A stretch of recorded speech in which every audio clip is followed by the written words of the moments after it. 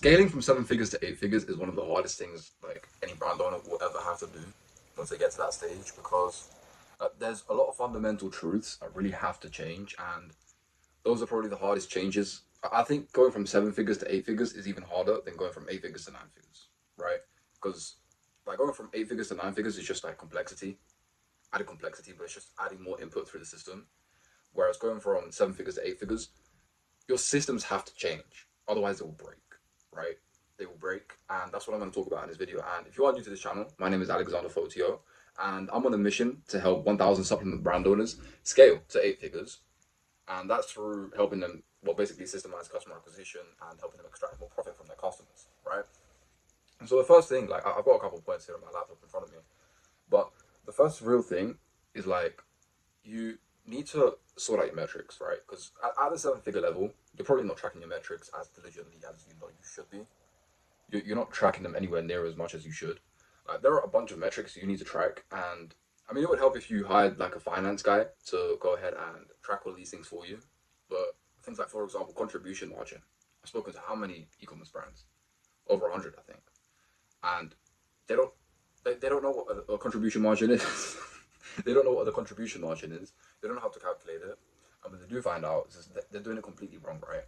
And like, let me just explain to you what contribution margin is, so you can understand the importance of it. Actually, let's start from first principles. So to scale an e-commerce brand, you need more net profit, right? If you have more net profit, you can throw that into ads. If you can throw that into ads, then you can spend more to acquire more customers, right? So to get more net profit, you need to work on two things. You need to work on A, your contribution margin, and B, your fixed costs. Now, unless you're spending like an absolute retard and you're not spending like six figures a year on like renting office space, and you're not making unnecessary hires, like your fixed costs, they shouldn't be out of proportion, right?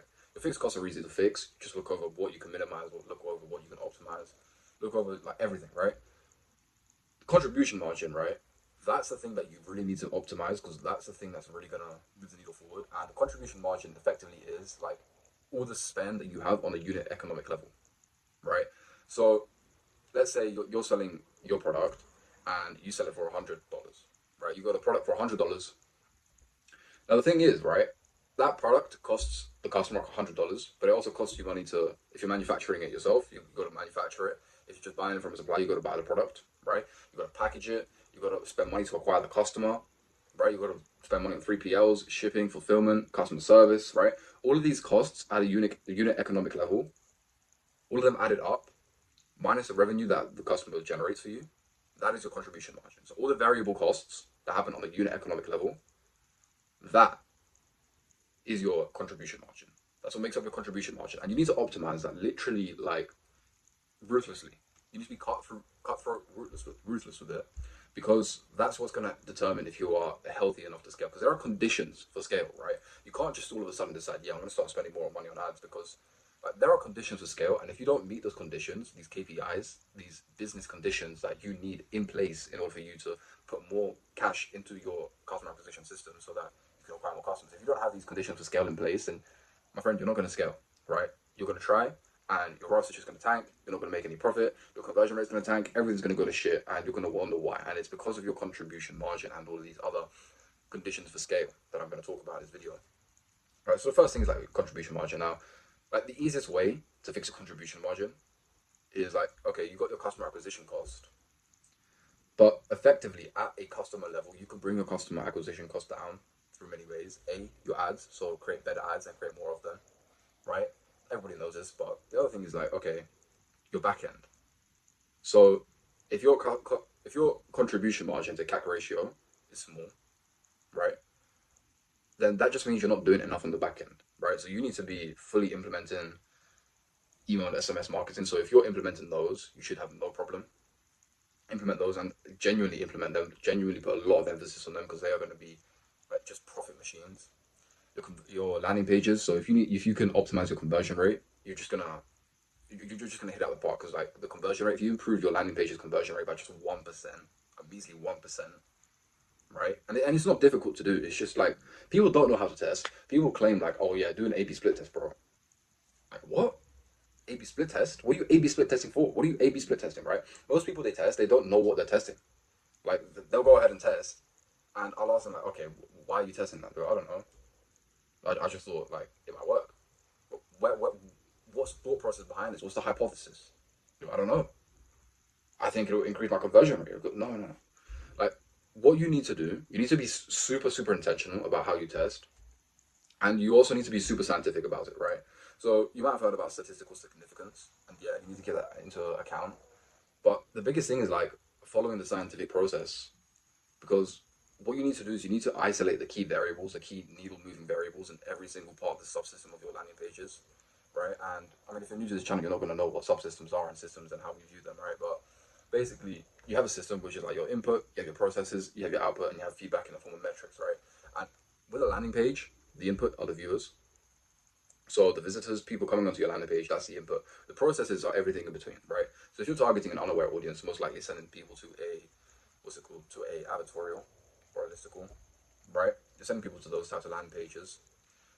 That is your process, right? It's the method of which you are deploying stimuli to your audience. And so if you're not measuring these sub-conversion rates, what I mean by sub-conversion rates is like, for example, your scroll depth, how many people are actually reading through the advertorial. If it's not many, then you know you have a kink in that sort of area. There's a bottleneck there, and you need to fix it, right? And that's how you go ahead and you improve your conversion rate. And when I talk about scientific testing, it's like you need to be completely rational. Like you cannot have emotion play into your decisions, because that emotion will kill your decisions, right? It will kill your business. It will literally drive it into the ground, right? So you need to constantly be testing. You need to constantly be testing different things, and you need to be testing them intentionally. And that is how you're going to reduce your customer acquisition cost. Another thing you can do to just drastically increase your reduce your customer acquisition cost is start putting more emphasis on post-purchase funnels. I know enough brands are putting enough emphasis on them, and again, they're not testing that properly. Like if you were to genuinely put if you were to put the same emphasis you put on landing pages and post-purchase funnels, no, sorry, if you were to put the same amount of effort into landing pages and post-purchase funnels and your email flows and your SMS flows, then like your business would take off. You would have no trouble hitting 8 figures if you were to put the same amount of emphasis that you do on ads into those areas, right? So yeah, that's that. The other thing is like you need to optimize your 90-day LTV to CAC ratio. Like that's the other metric, that's the other condition for scale that you need in place, because inevitably as you scale, your customer acquisition cost will get higher. Like there's no way around that. That's just the laws of economics and the laws of e-commerce. They just state that as you scale, your customer acquisition cost will get higher.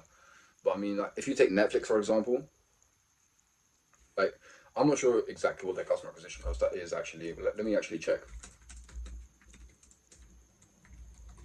If I check what Netflix's customer acquisition cost is, their customer acquisition cost is roughly $90 per customer, right? Per subscriber. They spend between $90 and $99, right? But if you think about how much they're charging,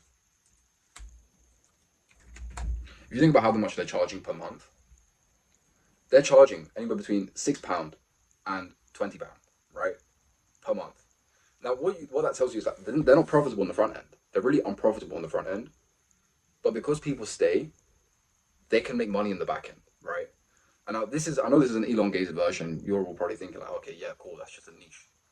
I need to break it to you. It's not just a niche, because you can do this with your supplement brand, right? You can do this with your supplement brand. And the way you do that is by introducing a subscription offer. Like, if you don't have a subscription offer, you're genuinely just losing money. You're leaving money on the table, and you're not going to scale without a subscription offer. It's just impossible, right? You need to have a subscription offer in place, because that's just the easiest fix towards your LTV to CAC ratio. If you know that in 90 days, a customer is going to spend roughly, let's say $60 with you, yeah? If you know that roughly $60 is going to be spent on your brand in 90 days, then you know that you can spend up to $60 to acquire that customer. And this is so important, because there are brands at the 9-figure level and the 8-figure level who you are literally competing against. You're competing with these people, and they have much deeper pockets than you. I promise you, they have much deeper pockets than you, and they will go ahead and they will beat you through front-end customer acquisition costs, right? If you are competing on your AOV to CAC ratio, you're just going to lose. You need to think longer term. If you think longer term, you will win. But if you're not thinking longer term, then you will lose. Simple as that, right? So you need to think about how much a customer spending with you roughly within 90 days of being a customer. And like this brings me to my next point, where it's like if you have a subscription offer already, your biggest priority right now is to reduce the churn rate, like because it just compounds. If you reduce the churn rate, like that's significant improvement in profit on your end, because it's just extra revenue coming in at no extra cost, because you already paid to acquire that customer, and you know they're going to pay again and again and again and again, right? So yeah, that's that. And the next thing is that you need to go ahead and genuinely systemize the whole iteration and creation process of all of your assets. So you need to constantly be producing content. Like that's one thing. You need to constantly be producing content. If you're consistently producing content, you're never going to run out of fuel for your ads and for your social media pages. Like you just need to do that. There's no way around that. Content is king. You need content. If you have content coming out all the time, you are effectively omnipresent. And if you're omnipresent, like, you know, through the rule of 7 in marketing, where if a person touches your brand or has 7 touch points with your brand, then they are much, much more likely to consider purchasing with your brand, right? So if you have more content going out, that's just more likely. You're just increasing the chances of somebody buying from your brand. So why would you not record content? You need to record content. The next thing is, like, you have this content, you need a system in place to consistently be producing content. And that's also going to fuel every single other asset, right? So it's going to fuel your ads, it's going to fuel your landing pages, it's going to fuel your post-purchase funnels, it's going to fuel all your SMS and email marketing. Maybe not your SMS, but it will fuel your email marketing. And you need it, right? It's literally the lifeblood of your business. If you don't have content coming out consistently and you're not consistently creating new content, by content, I mean, like, get UGC creators. Like, genuinely, get people posting content about your product, yeah? Get video testimonials from your customers. That's content. Most people think it's just product shoots and just photo shoots and take pictures of the product that look nice with a nice background and nice lighting. That's not all of it. You really need, like, a wide variety of content, and you need a lot of it. If you have a lot of content and a wide variety of it, you're going to thrive. If you don't, then you're fucked, essentially, right? So you need that. You need that really, really badly. And the next, like, there's 2 more points I'm going to make here in this video, and these are probably the 2 most important points that you need to get right, okay? So the first thing is, like, you need to start, I know I've been speaking a lot about systems and input and processes and output and feedback.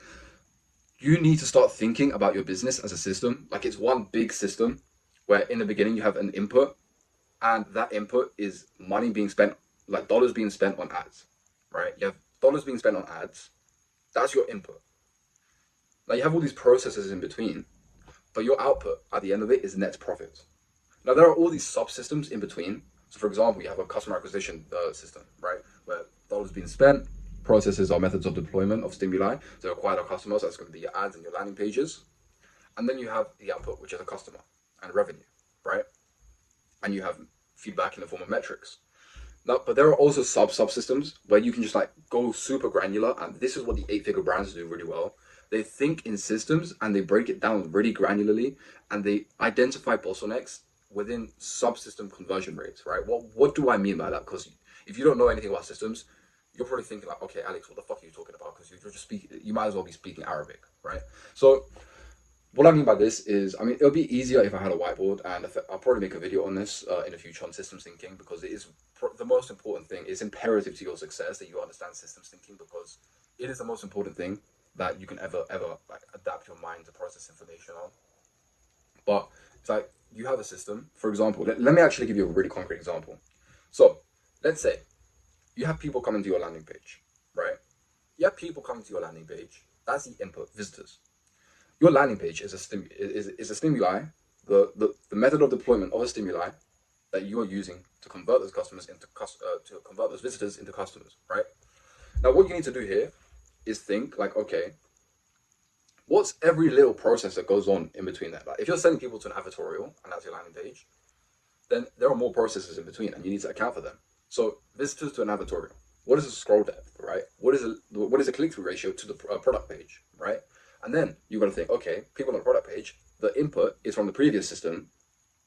Like, the input to this system is the output of the previous systems. So what are the processes next? So they're on the product page, right? What processes are there now going on? Okay, so the main key needle moving variable is add to cart. Are they adding to cart? And then from add to cart, are they checking out? And then from checking out, are they actually purchasing? And then from purchasing, you also have post-purchase funnels if you've been listening to what I've been saying, right? So yeah, and what I mean by sub-conversion rates is at what rate are people dropping off in all of these stages, right? So this is like stage 1, stage 2, stage 3, stage 4, stage X, whatever, right? At what point are people dropping off? And that way you can clearly see bottlenecks, like where is your business failing? And like, for example, I can tell you, right, if you have a terrible add to cart and to purchase ratio, like people are adding to cart but they're not buying, like that is your bottleneck. You don't need to focus on your conversion rate. Your conversion rate is fine, right?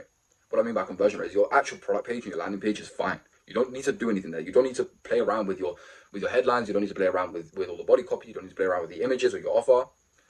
There's something in between the add to cart to purchase funnel, right? This is effectively it's its own little funnel that you're not getting right. And this is the beauty of systems thinking. If you can learn to think in systems, in input, processes, output, feedback, then you will thrive because everything is a system. Everything works as a system. It's the most important thing that I've ever done to my success. It's the most important thing that any 8-figure brand owner has ever done that has helped them scale to 8 figures. And it's the most important thing you will ever do if you want to scale to 8 figures, right? And the last thing I'm going to touch on here today is your mindset. Like, I know you're probably thinking, oh, Alex, like, I don't want to learn about my mindset. I've already watched like 1,000 videos on mindset and time management and productivity. I don't need any more of this. But I'm going to tell you something really, really important here. And that's the fact that if your mindset is wrong, then you will not thrive. You will not win. And the thing is, like, most of these videos online, they don't tackle the root core issue of your mindset. Because if they did and you had the correct mindset, then you would already be at 8 figures, right? I've never met a 7-figure brand owner who has a mindset of an 8-figure brand owner because it just doesn't exist. And that's due to a cognitive bias called cognitive dissonance. Cognitive biases are little heuristics in the brain, so they're like little mini shortcuts and systems in human psychology that get us to take action or avoid action. And for example, cognitive dissonance is one where humans just can't act out of accordance with what they believe. So for example, if you believe that cheese is like tastes really bad, I'm giving you a really concrete example here. If you believe cheese tastes really bad, then you won't eat cheese. Because if you were to eat cheese, then you would be acting out of line with your beliefs, right? And that creates too much pain on an identity level for you, right? Another more concrete example is, let's say that you think the economy is really, really bad in 2026. Well, I can assure you, you are not going to scale to 8 figures with that mindset, because let's look at like the belief to action sort of chain, right? So you believe that, let's say the economy is really bad, people don't have money to spend, they don't want to spend money, right? Because you believe that, you are not going to see the world in a way where people are spending money. And because you are not seeing the world in that way, you're not processing information in that way, you're not going to perceive the option to go ahead and like scale.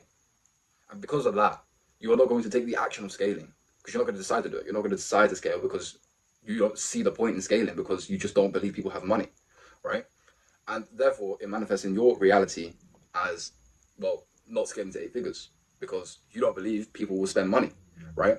So if you believe people will spend money, then you could literally invert this. And the best practice that I found for this is like literally imagine who you want to become.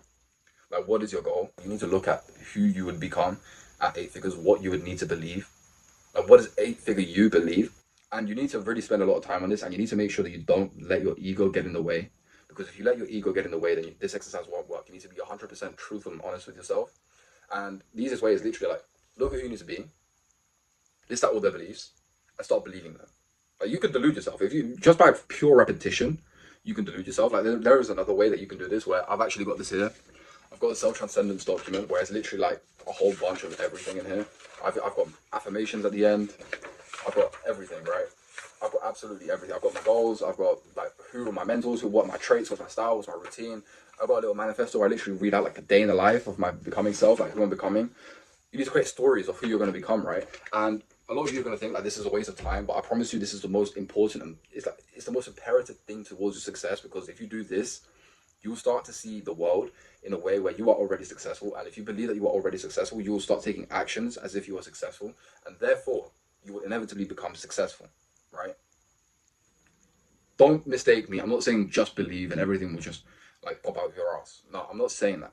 What I am saying, however, is that you need to believe certain things so that you can take certain actions, so that you can therefore achieve that certain outcome that you're looking for, right? And this goes for anything in life, by the way. This isn't just scaling to 8 figures. This is anything you want in life. If you want to get better at football, let's say, this is how you do it. This is the easiest, quickest way to do it. And like you can see all these posters up on my wall here. You can see all these posters up, and I've got some more on this wall here. But these are all like mindset things, and I've spent a whole bunch of time just going through and analyzing human psychology and how the human mind works and how mindset works and what mindset you need to believe and how people transition from who they are now to who they want to be and how they achieve goals. And this is exactly how. Like I'm not bullshitting anyone here, right? This is exactly how you do it. And I promise you that if you implement everything I've spoken to in this video, you will scale to 8 figures in 2026. Like it's genuinely inevitable. Like there's no other way. Like if you do this, and the reason I know this is because like these are what the 8-figure brands are doing. Like, at first principle, you need to think like, okay, how can an 8-figure brand like be 8 figures? What are they doing that 7-figure brands aren't? And that's the difference. That's the friction there, right? And that's what I've just outlined to you in this video. But yeah, that's that. And look, if you are trying to scale your supplement brand to 8 figures and you're stuck between 250,000 and 600K a month, and you just can't for the life of you figure out what you're doing wrong and how you can get to that 8-figure mark, then go ahead, click the first click the first link in the description below. It's just a video of me going through the 3 vital pillars to scaling any ecom brand to 8 figures. And like, click on it if you want. You don't have to click on it. It's up to you. Like at the end, yeah, it is a funnel and it is designed to get you on a call with me, so I can therefore sell you on my done for you services. But like full transparency, by the way. But yeah, if you want to click on it, click on it. If you don't. I don't really care. But yeah, if you like the video, I would really appreciate it. Prove it to me. Hit the like button. And if you do want anything else clarified, or if you have any questions or anything, just comment them down below. Like comment them down below. I'll go ahead and create a video answering them, and subscribe as well so you can see when I answer your question, right? So you can see when I answer your question. And that's also because I create a bunch of content helping supplement brand owners scale to 8 figures, and I would really, really appreciate it because it would help me a bunch. But yeah, thanks again for sticking with me to the end. I really do appreciate it. I hope you have an amazing day, and I hope you scale and make a bunch of money today.